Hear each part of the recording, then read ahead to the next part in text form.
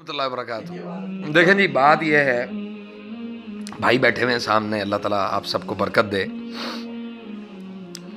زندگی ایک بڑا کڑا امتحان ہے اور ہر انسان کا امتحان ہے۔ یہ نہیں کہ کوئی یہ کہے جی میں صبح بڑا اچھے سے اٹھتا ہوں، کھانا کھاتا ہوں اور جناب کام پہ نکل جاتا ہوں، رات کو آتا ہوں بڑے ریلیکس ہو کے سو جاتا ہوں اور یہ میری زندگی میں سکون ہے۔ یہ سکون کا سبب، یہ سکون کے اسباب ضرور ہیں، لیکن انسان وہ بھی آزمائش میں ہے۔ ہم سب آزمائش میں ہیں کہیں نہ کہیں۔ کوئی اولاد کی وجہ سے آزمائش میں ہے، کوئی بیوی کی وجہ سے آزمائش میں ہے، کوئی اپنے اقارب کی وجہ سے آزمائش میں ہے، کسی نے رحم کے رشتوں کو ترک کر دیا ہے، کوئی کدھر کوئی کدھر، یقیناً۔ اور بہت سارے ایسے افراد جن کے مجھے کالز آتی ہیں، ٹیلی فون آتے ہیں باقاعدہ جی، بلکہ میں نام نہیں لوں گا، ہمارے ایک جاننے والے ہیں، ان کی شادی ہوئی تو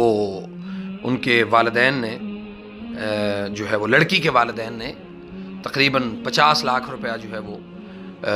حق مہر جو ہوتا ہے معجل، ایک ہوتا ہے معجل، ایک غیر معجل، غیر معجل انہوں نے لکھوا دیا جی 50 لاکھ روپے، اور شرط رکھ دی کہ اگر یہ طلاق دے گا تو اس کو یہ 50 لاکھ روپے ادا کرنا پڑے گا۔ اب وہ بندہ ساری زندگی کے لیے بند گیا ہو۔ آپ دیکھیں اس بندے کا صبر اور اس بندے کی آزمائش، دونوں چیزیں، دو بیٹیاں بھی ہیں اس کی، لیکن اس کے ساتھ وہ شخص اپنی بیوی کو کسی غیر مرد کے سامنے اپنے گھر کے اندر ہی برداشت کرتا،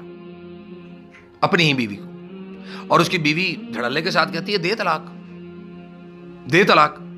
اب یہ بات جب اس بندے نے مجھے بتائی تو میں نے کہا جی آپ شادی کر لو ایک اور۔ کہتا ہے میں شادی نہیں کر سکتا، میں شادی کرتا ہوں تو یہ جو میرے نکاح نامے کے اندر ایک شرط یہ بھی لکھی ہوئی ہے کہ اگر میں دوسری شادی کروں گا تو یہ جو گھر میرے نام ہے یہ گھر بھی مجھے اس کو دینا پڑے گا۔ تو اسی طرح میں گجرانوالہ ایک دن بیٹھا ہوا تھا تو ایک بزرگ انہوں نے مجھے بتایا کہ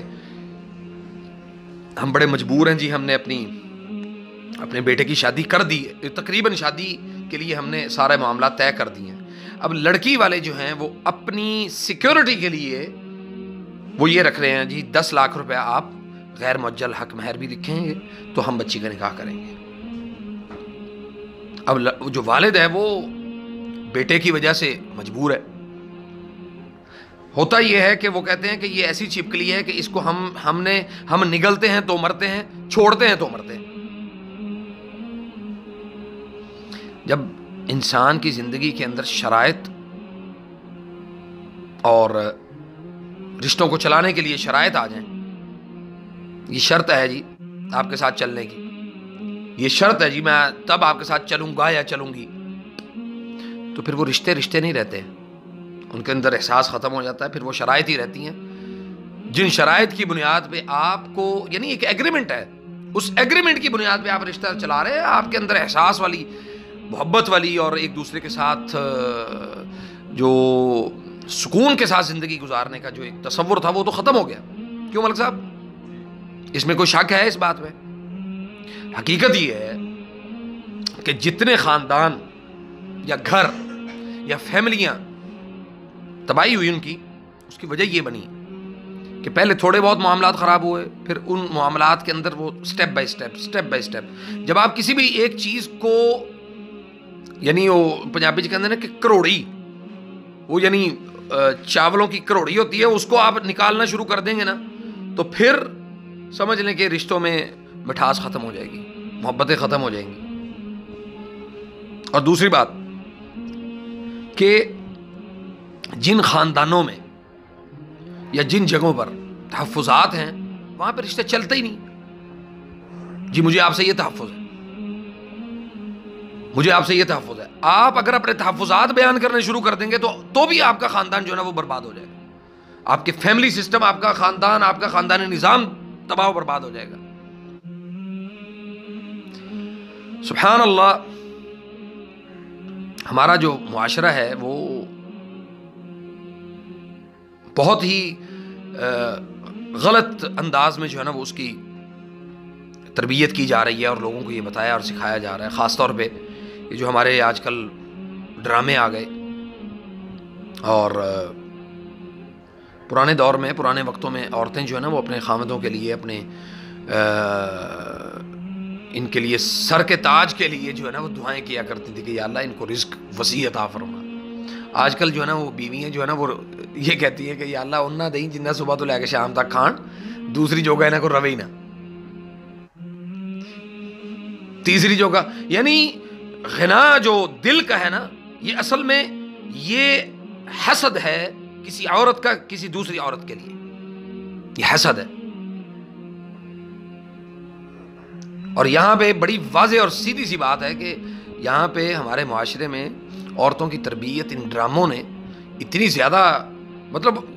کرنے کی، دوسرے لوگوں کو کرنے کی ضرورت نہیں ہے، سکھانے کی۔ آج کل تو ساس نندے بہویں اور یہ والا تو چکر ہی ختم ہو گیا، سسٹم سارا جو ہے نا وہ اس کے اوپر آ کے بیٹھ گیا ہے، ڈراموں کے اوپر۔ آپ ڈرامہ دیکھیں، ڈرامے سے ایک سبق حاصل کریں، اور اس کریکٹر میں وہ عورت اپنے آپ کو ڈھال لیتی ہے، پھر اس کے مطابق وہ جنگ کرتی ہے،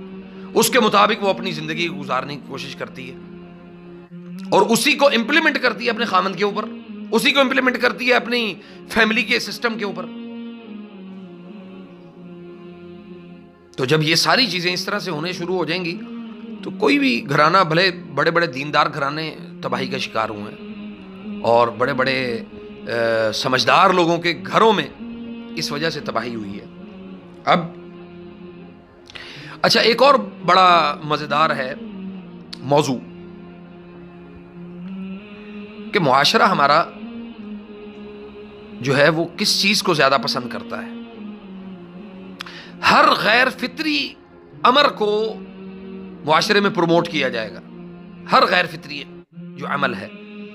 اور جو فطری امر ہیں، فطری کام ہیں اللہ تعالیٰ کی طرف سے، ان کے مخالف جب ہم کھڑے ہوں گے تو معاشرے میں فساد پیدا ہوگا، اور یہی خاندانوں کی تباہی کی بڑی وجہ ہے۔ نبی صلی اللہ علیہ وسلم نے فرمایا تھا، خیارکم خیار لأہلیکم، یا ایک اور حدیث ہے، خیارکم خیار لنسائہم، تم میں سے بہترین وہ ہے جو اپنی بیوی کے لیے ہے یا اپنی بیویوں کے لیے بہتر ہے، اپنے خاندان کے لیے بہتر ہے۔ لیکن مسئلہ یہاں پہ کچھ مختلف ہے، بیویاں جو ہیں وہ اپنے انداز میں، اپنے طریقے سے اپنے خامدوں کو چلانا چاہتی ہیں، مطلب وہ سمجھتی ہیں کہ ہم ان کے ڈرائیور ہیں اور یہ ہماری گاڑی ہے، جیسے ہمارا دل کرے گا، جیسے ہمارا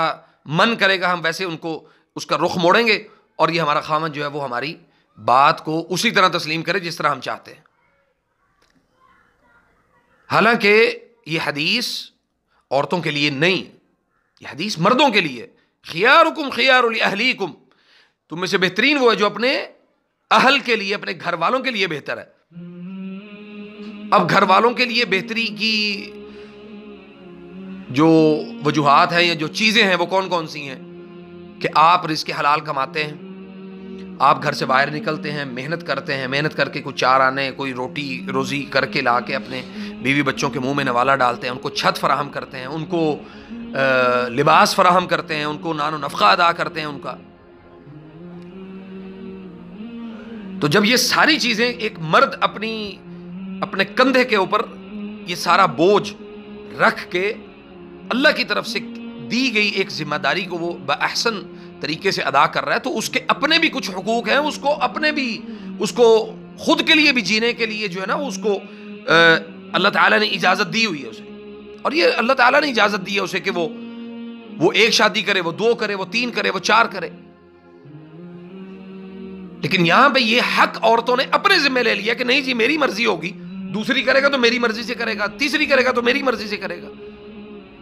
تو جس خاندان، جس معاشرے میں حاکمیت عورت کی چلنا شروع ہو جائے، حکومت عورت کی چلنا شروع ہو جائے، تو یاد رکھیں کہ آپ اس خاندان کی تباہی جو ہے وہ عنقریب آپ کے سامنے ہے۔ آپ دیکھیں گے، اپنی آنکھوں سے دیکھیں گے،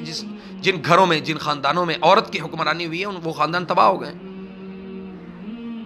اگر ایک شخص آپ کے حقوق ادا کر رہا ہے، اللہ سے ڈرتے ہوئے آپ کے حقوق ادا کر رہا ہے، اور اس لیے نہیں کہ آپ کی شاباش چاہیے اسے، آپ کی جو ہے نا وہ شاباشی لینے کے لیے یا آپ کی طرف سے اس کو حوصلہ افزائی ملے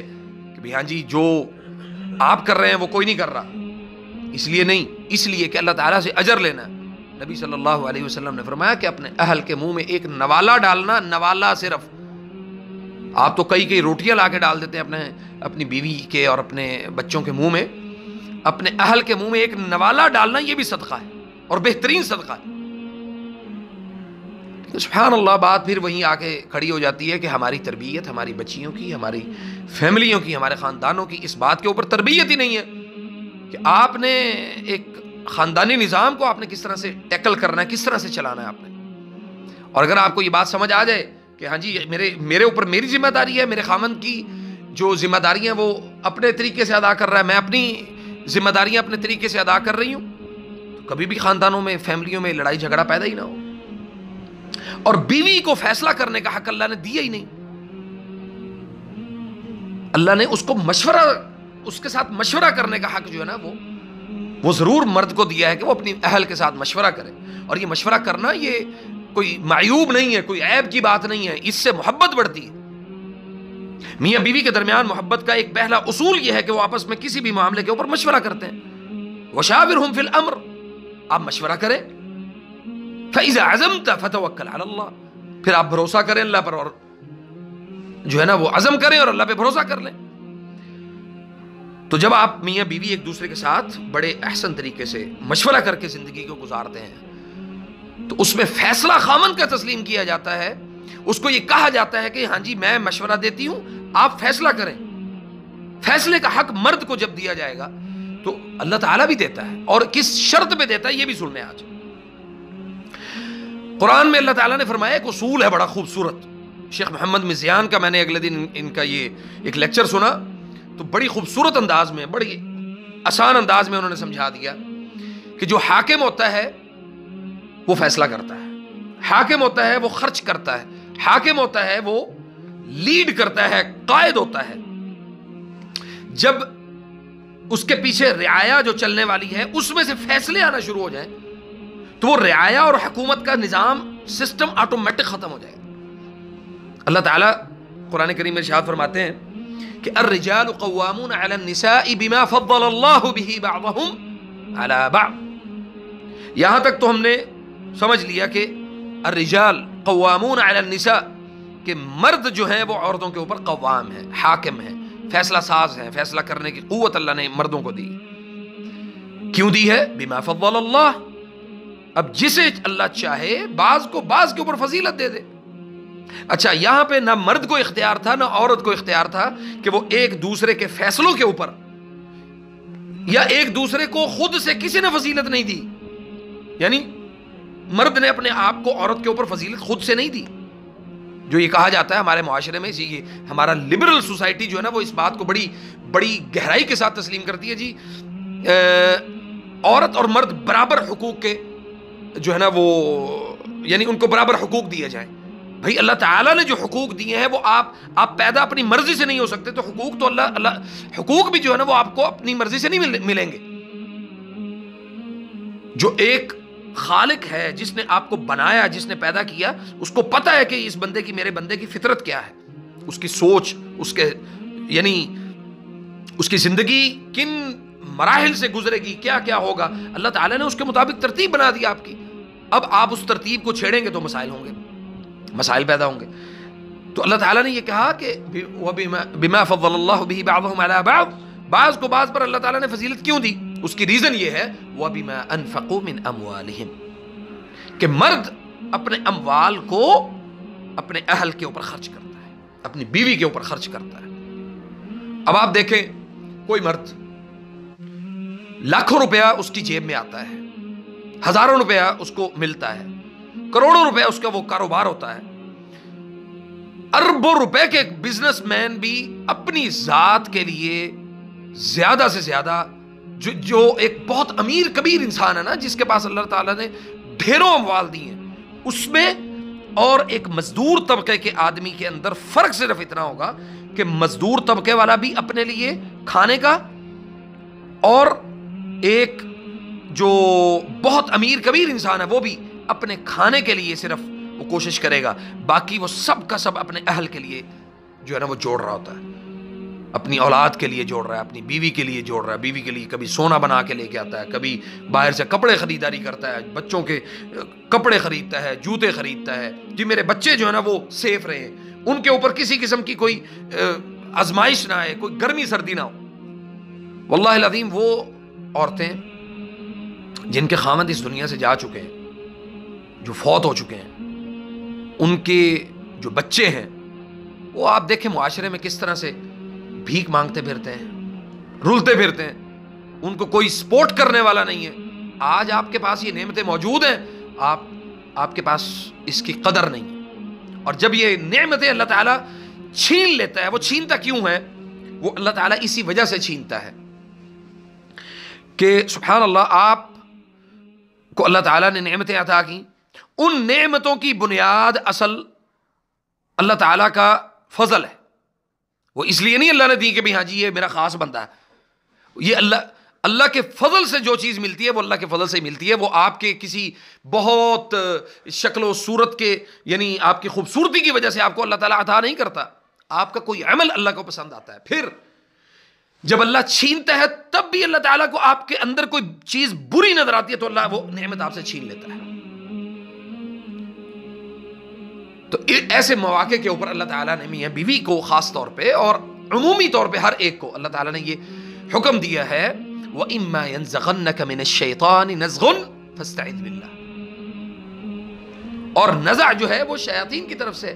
پھر ایک اور جگہ پہ اللہ تعالیٰ نے فرمایا کہ جب تمہارے درمیان لڑائیاں پیدا ہوتی ہیں، جھگڑے پیدا ہوتے ہیں، اللہ تعالیٰ تمہارے دلوں کی راحت اور سکون اللہ اس کو اٹھا لیتا ہے، سکون تمہاری زندگی سے ختم ہو جاتا ہے، اور پھر وہ ایک دم سے نہیں ہوتا، آہستہ آہستہ آہستہ آہستہ ایک ایک دو دو چیزیں کر کے اللہ تعالیٰ آپ سے چھینتا جاتا ہے۔ پھر وہ آپ کا وہ ماضی بنتا ہے، آپ اپنے ماضی کو لوگوں کے سامنے جا کے ڈسکس کرتے ہیں، جی میرے پاس فلاں وقت یہ کچھ تھا، ایسا کچھ تھا، اللہ نے مجھے اتنا کچھ دیا تھا، آج میرے پاس یہ رہ گیا ہے۔ میں نے ایسے لوگ بھی اللہ کی قسم دیکھے ہیں کہ جن کو اللہ تعالیٰ نے کروڑوں اربوں روپے کی اللہ تعالیٰ نے ان کی جائیدادیں بنائی ہیں، لیکن گھر میں ایک وقت کا کھانا نہیں ہے ان کے پاس۔ وجہ اللہ تعالیٰ کے ساتھ جنگ، فطرت کے مقابلے میں اپنے آپ کو آگے پیش کرنے کی کوشش۔ جب آپ فطرت سے لڑنا شروع کر دیں گے، اللہ تعالیٰ کے ساتھ تو کوئی نہیں لڑ سکتا، تو جب آپ فطرت سے لڑنا شروع کریں گے تو پھر فطرت تو نہیں جیتنے دیتی، آپ فطرت سے نہیں لڑ سکتے۔ تو اس لیے اللہ تعالیٰ سے ہمیشہ یہ دعا کیا کریں، اور میں بھی، آپ سب، ہمیں ان چھوٹے چھوٹے معاملات کے اوپر